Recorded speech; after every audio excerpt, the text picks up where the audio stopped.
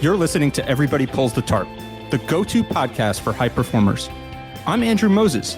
Each week, you'll hear my thought-provoking conversations with Olympians, pro athletes, CEOs, elite coaches, best-selling authors, and other high performers to uncover their secrets to success. Get ready to be inspired each week when we talk about leadership, teamwork, work ethic, and more. Are you ready? Let's go.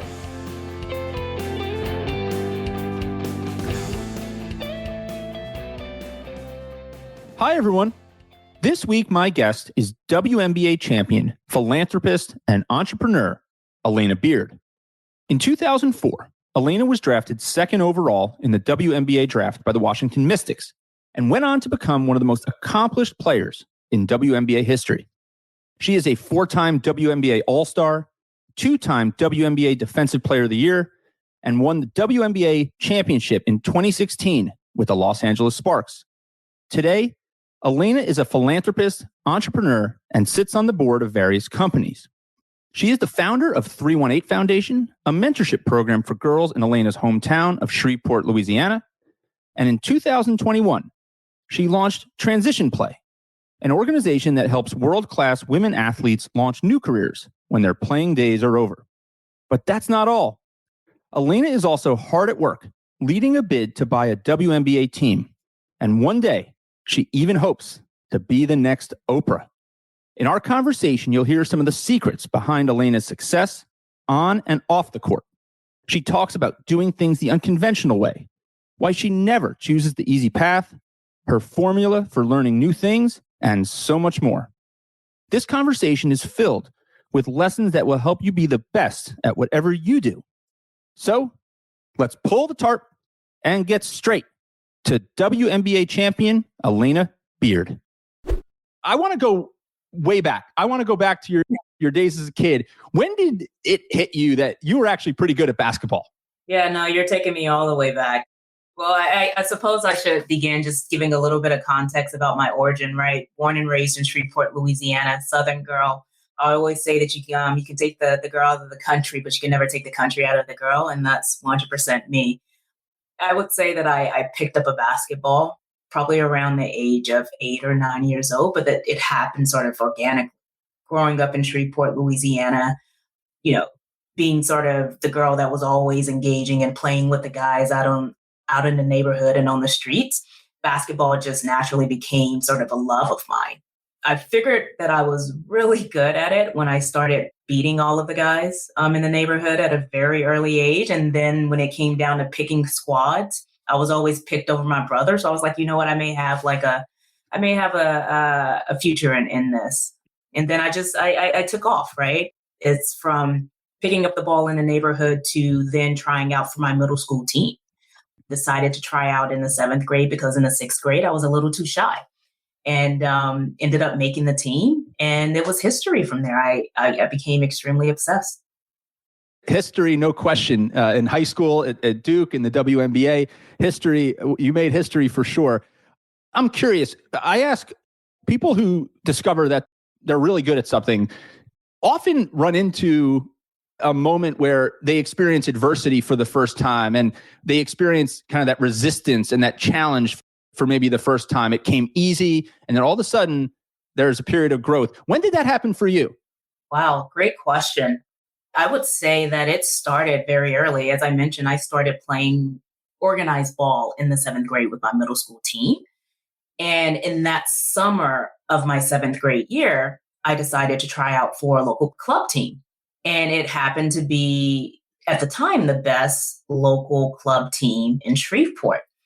I got cut. Right. And then my parents decided to, search for another club team for me to try out. Or maybe that club team recommended another club team for me to go to. And I ended up, making that team. And, I considered that like my first sort of bout with adversity, because I knew sort of what I was capable of. My parents knew what I was capable of in that moment, but I wasn't good enough for that team. And that drove me from that moment. Every single time someone told me I wasn't good enough, it motivated me to prove them wrong. And it was that moment. And it was also the moment that my middle school coach, when I made the team, told me, hey, Alana, you're good, but you'll never be as good as this upperclassman. If you watch her, maybe you'll get close. And I'll never forget those words. Well, I mean, it's a lesson to everybody in anything. I mean, that person who was cut from that team went on to win 2 Defensive Player of the Years in the WNBA. So anything is possible, especially when you work hard. So what did you do after that point? Obviously, some of those moments have left a mark, in your mind. You haven't forgotten those moments. What did you do after? How did you commit to doing those things that you needed to get to that next level?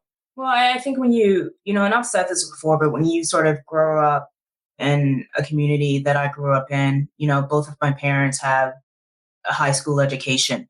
And when you see them on a daily basis work their tails off to provide for their family, you want to do the same thing. But in my mind, I wanted to do it to take a burden off of my parents. And once I picked the basketball, I began to understand that there was an opportunity for me to be the first in my family to attend college. And I knew that round orange ball would sort of be my vehicle to get there. And so I became committed to that process. One, I loved it. And my parents never forced me to do anything. They only supported me. And so I told my parents, I remember, I told them, I was like, hey, mom and dad, you guys won't have to pay for me to go to college. I'm going to get a scholarship. And I think I was like in the 8th grade or something like that. And then from that point on, I ended up attending sort of a really good high school, Southwood High School, walked into sort of a championship culture. I chose that school against sort of the advice that I received from other people within sort of my, network, because I was pretty skilled. And I was told, Alana, if you want to really be good, if you want to play your game the way that you want to play your game, you should probably go to a school that's going to allow you to do that. I didn't want that. I wanted to be coach. I needed framework and a foundation. I needed to understand the fundamentals of the game. And it's interesting, at that age, I knew that that's what I wanted. So very privileged to play for, the best coach at the time, and still to this day, to ever coach high school girls basketball in Shreveport, Louisiana. He taught me how to respect the game. He taught me how to live and breathe like a champion on a daily basis. And he prepared me for the challenge that Duke would kind of throw at me. Well, let's get into the time at Duke, Alana. While you're at Duke, you become Duke's first ever National Player of the Year. The team compiled 126-14 record. By my quick math, that's a 90% winning percentage, or a 900 winning percentage while you were at Duke. That is pretty remarkable. So when you get to Duke, how did you adjust? It was hard. I don't even know if I adjusted. it maybe, Andrew, it maybe took me a good 2 years to just understand the standards of Duke and what was expected of me. It's unfortunate, and I never want to approach this or have my journey story, come from sort of a deficit perspective. But I grew up sort of, again, in Shreveport, Louisiana, where the educational system at the time was ranked 48th or 49th or something of that nature. I did what I was sort of supposed to do, right? I graduated high school with a 4.2 GPA, get to Duke, and I feel like the dumbest person in the room on a daily basis. And that was intense. It was hard. It was frustrating, especially when I had set a certain standards for myself, right? And so the game of basketball quickly became that space of calmness for me. It became that place that I was familiar with. It became that place that I knew that I was really, really good, despite what the classroom was telling me. And I just used sort of, those moments to adjust day by day by day. Cried every single day because I was 16 hours away from home. I was a mommy and daddy's girl and had a really great relationship with them. But it was the difficulty of the transition that made my homesickness more amplified, that amplified my homesickness. But every day I managed to get through it, as I've always been taught to do. Do you think that that's something that a lot of people can apply to their own life when they're experiencing something new? It sounds to me like what you did was you had something that you were really good at and really comfortable with, and that was basketball. And then you really tried to focus on that, something where it was almost like a safe zone and a home for you, while everything else at Duke maybe academically felt a little bit more overwhelming and harder to adjust to. even though obviously from an academic perspective, you had a great high school career, it felt overwhelming, even if it wasn't overwhelming. Is that something like finding that safe zone? Is that something you've done other times in your career? I don't think I've ever chosen the safe route ever. Right. And, we've been in this conversation for about 5 minutes now, and every single sort of chapter in my journey, I'm sort of highlighting the fact that I've taken the untraditional path, middle school to high school to college. With the talent that I had coming out of high school, Andrew, I wasn't supposed to leave Louisiana. At the time, Louisiana Tech was the mecca of women's basketball. It was Tennessee, it was Louisiana Tech, and it was, I think LSU was up in that rank as well. But I've never, ever chosen the easy path, because in my mind, I've always had a vision of what I wanted to become. And with basketball, it was the best to ever play the game. And so that required a certain process and a certain discipline and a certain focus to get to that, that outcome, or to achieve that outcome. When it became sort of who I wanted to be as a person outside of the game, it was always Oprah Winfrey.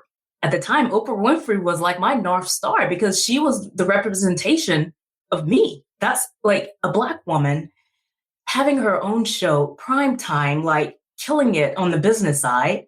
That's all I ever wanted. And so that then became my process outside of the court. And so I did what I needed to do with a discipline and a focus to get there. I'm still reaching for it, That's absolutely awesome. Have you ever met Oprah? I have never met Oprah, but one day. One day. And I've talked about that with people.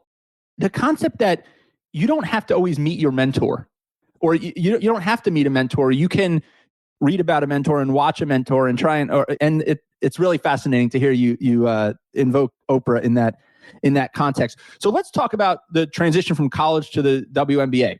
Second overall pick, you go to the Washington Mystics. Eventually, you're great on both sides of the ball, but I want to dig into the defensive prowess. Obviously, incredibly strong on the defensive side of the ball. Back-to-back Defensive Player of the Year in the WNBA 2017 and 2018. You ended your pro career with the most career steals at the time amongst active players, 697. I want to know, what are some of the ingredients that go into being really good on the defensive side of the ball? You mentioned focus before. I've got to imagine that focus has to be a part of it. No, you're right. It's everything that I just named, right? It's me. It's instilled in me, the focus, the discipline.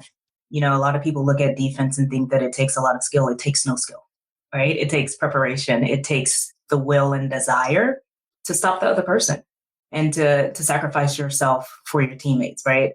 My high school coach, there were times we would walk into the gym and we never picked up a ball. That was his way of instilling fundamentals, desire, hard work, discipline, focus. That was his way of doing that. And that's why I became a really good two-way player. I could score on anyone. I could also defend anyone. And that's very rare. And so when I transitioned to sort of the WNBA, I was a pretty good two-way player. But it was in 2010 when I had a potential career-ending injury, where the doctors literally said, Alana, you have a 10% chance for returning to an elite level. I've never seen anything like this in your sport. I had what Dr. Nunley referred to as a ballet injury, where you're always on your toes. And so that force, that created a tear in my posterior tibial tendon. And that is the tendon that controls the function of your foot. And so he had no clue what that outcome would be after the surgery. And so after that surgery, it took me about I would say 1.5 to 2 years to get back to a level of being able to play at an elite level. It wasn't where I wanted to be, but it was good enough to sign a contract with the Los Angeles Sparks. But that was the moment where I had to reinvent myself and figure out how I could make myself indispensable and bring the value to a team when I knew that my body couldn't move and do the things that it once did 2 years prior. What are some of the little things that you were doing as you reinvented yourself that you think contributed to your success? Yeah, on the court or off the court? Both. I think it started with me as a person, right? And figuring out who I was, what was my identity outside of the game. As I mentioned earlier, I was obsessed with becoming the best player to ever play the game. And I had such a narrow focus on it. And ultimately that led to my injuries, right? Because I would feel pain. Like, for instance, when I tore my tendon, I knew that I tore my tendon. I felt it pop, but I finished my workout because in my mind, I was like, I got to have surgery anyway. So why not finish? Right. And so that led to that. So I would say sort of just figuring out who I was as an individual, and that's forever evolving, right? You're forever growing through that and figuring it out. And then off the court, I took advantage of that quote unquote downtime. Rehab is actually harder than playing the actual game. But in that downtime, I decided to take on internships and fellowships. And one of my first internships was with the CEO of Jamba Juice, James White, because I had this grand plan of building out a portfolio of franchises, and Smoothie King, headquartered in Louisiana, was like my vision. That was my dream, right? It's like the franchising model resonated with me because it gave me a blueprint. It gave me steps to get to where I wanted to go. And that made sense to me. And so I pushed forward with keeping in tune with the trend of the franchising world. And so the opportunity came about for me to intern with James White, and I took it during that WNBA offseason in 2010. And it forever changed my life. It forever changed my trajectory in terms of how I then pursued business. Let's talk about that, Alana, because you're involved in so many different things right now. You are the founder of 318 Foundation. You're the founder of Transition Play. You've been very public about your visions of owning a WNBA franchise one day, and you've got your hands in plenty of other things as well. In particular with Transition Play, at some point you must have identified that you could build a framework or a platform that helps women during the professional transition period after their athletic careers end into what's next. Yeah. When did you have that aha moment that you could essentially help others fill that gap? Was it during that internship, or was it at some other point? Well, I've had a pretty, interesting sort of path. Speaking about the injury and how I sort of started engaging in fellowships and internships in the off seasons, in that moment, I knew I had to build this capacity to achieve certain goals that I've set for myself. And so Transition Play came about because I've always been sort of in the mindset that in order to share the knowledge, I have to get deep into the weeds of it, right? And so everything that I've done, whether it's opening up my own franchise, whether it's entering into the venture capital space, establishing sort of the 318 Foundation, now Transition Play, but also the WNBA. I was a rookie in I'm a rookie in all of it. I don't have sort of the quote unquote business acumen that a traditional MBA student may have, but I am gaining that in my own way. And so when I officially announced my retirement in January of 2020, about a month or so later, I transitioned to my then role as senior associate with Silicon Valley Bank Capital. And that simply came about because of the work I put in 10 years prior. I met the president of SVB, Silicon Valley Bank, Mike Deschanel, at an event at the CES. And that event came about because I was engaging in a fellowship with Ryan Neese of Next Play Capital, because I wanted to understand the venture capital space, and it all just came together in that way. And so Mike Deschanel and I, who's one of my biggest supporters and mentors, built a really, really good relationship around it. I kind of expressed to him my vision of wanting to create a bridge between female athletes and the venture capital space. As I was doing my research through the venture capital space, I realized no knock to these guys, but Kevin Durant, Stephen Curry, Chris Paul, all of these guys get access to these cap tables. Why can't women have the same opportunity and access? And that quickly became sort of my vision. Every decision that I make, it's always with others in mind, right? It's always how, similar to you, Andrew, we spoke about this before the show. How can I leverage sort of the network and the access that I have and share that with others? Because everyone's not privy to that.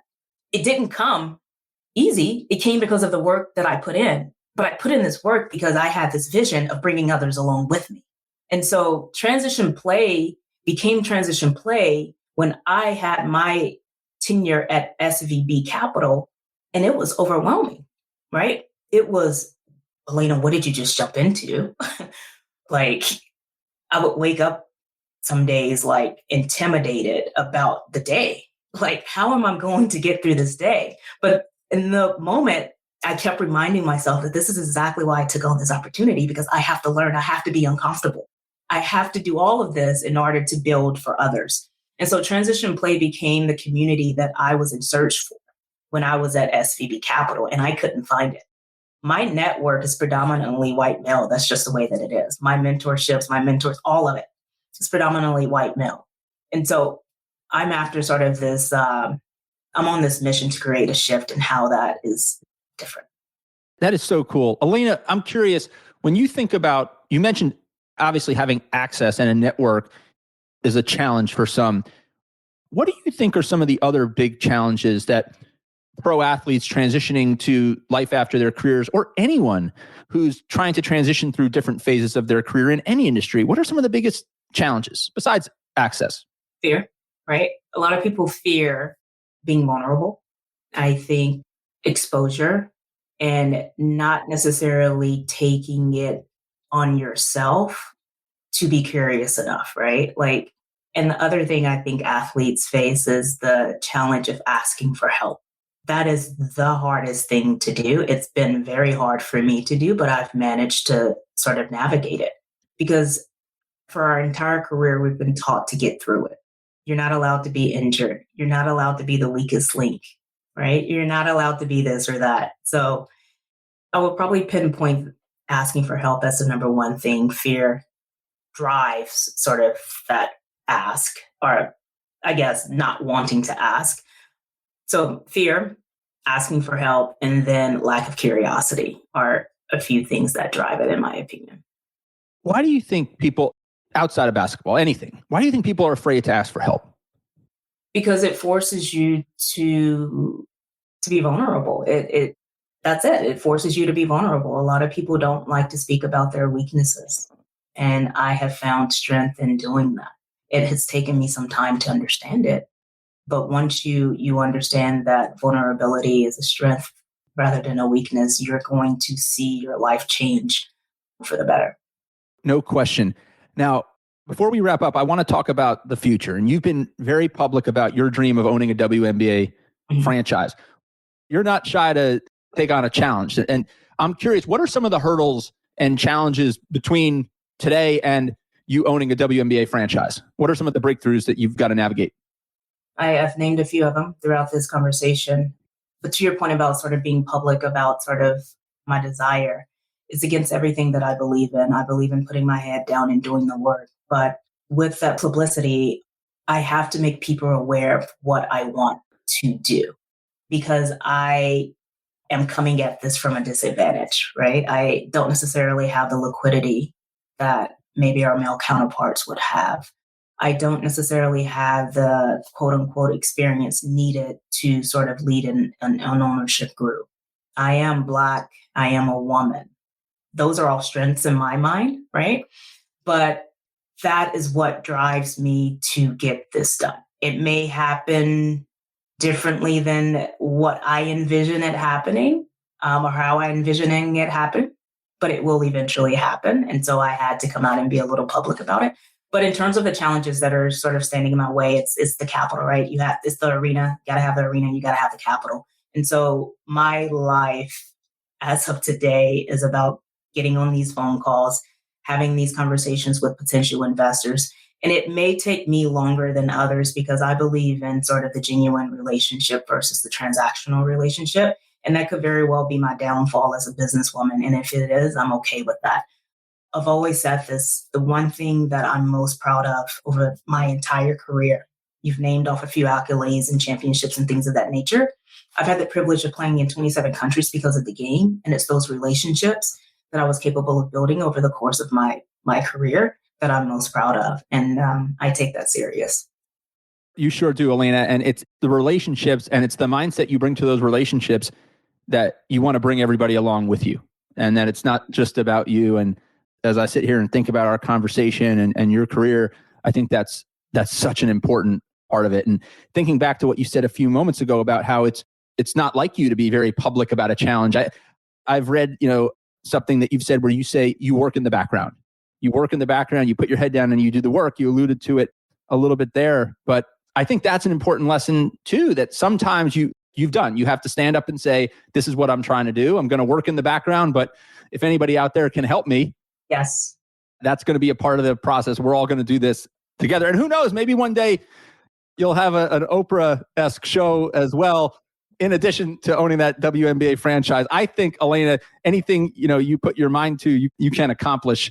And you're a testament to that. This has been so much fun. I have learned so much. I could talk to you for hours. And I just hope we can check in again sometime and hear how everything is going along this phase of your journey and beyond. Yeah, I would love to keep you sort of in tune with everything, Andrew. It's been a pleasure. I look forward to seeing you growing this thing beyond 130 episodes. So, all right, Alana, that's what we're going to do. You keep pulling the tarp and we'll keep this rolling as well. Thank you so much. All right. Thank you. Thank you for joining me this week.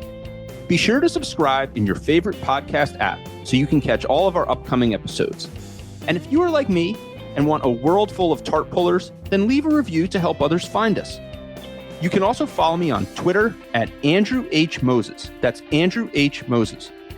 And be sure to sign up for my email newsletter at everybodypullsthetarp.com/newsletter. I'll share tips and insights to help you achieve maximum success and happiness.